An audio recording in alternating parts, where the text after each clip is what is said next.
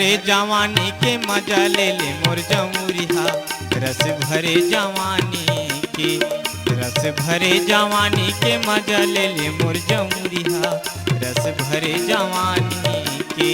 रस भरे जवानी के मजा ले ले मोर जमुरिया, रस भरे जवानी के, रस भरे जवानी के मजा ले ले मोर जमुरिया, रस भरे जवानी के। जैसे बाग में लीमुआ पकत है वैसे रस भरी आए है, जैसे बाग में लीमुआ पकत है वैसे रस भरी आए है, अरे वैसे रस भरी आए है।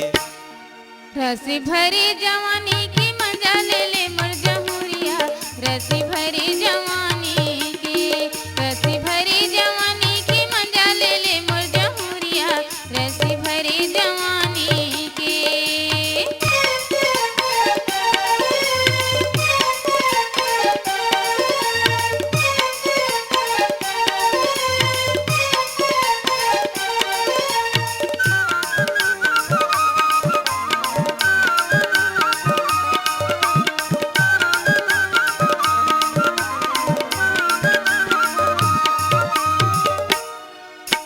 करके बाला थे इशारा माँ आबे बैहा मोरे पारा माँ, करके बाला थे इशारा माँ आबे बैहा मोरे पारा माँ। सुनथो गोरी के बोली गोहार लगथे ऐसे मोला पोटार, सुनथो गोरी के बोली गोहार लगथे ऐसे मोला पोटार, लगथे ऐसे मोला पोटार। रस भरे जवानी की मजा ले ले मोर जमुरिया, रस भरे जवानी के, रस भरे जवानी की मजा ले ले मोर जमुरिया, रस भरे जवानी के।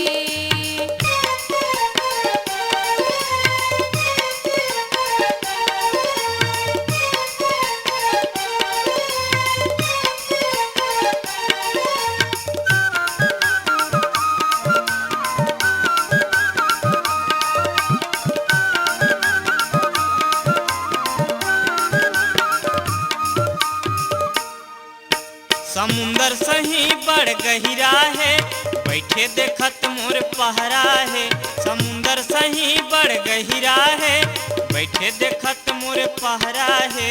सुघर मोठ में लाली है जैसे करेला चानी है, सुघर मोठ में लाली है जैसे करेला चानी है, जैसे करेला चानी है।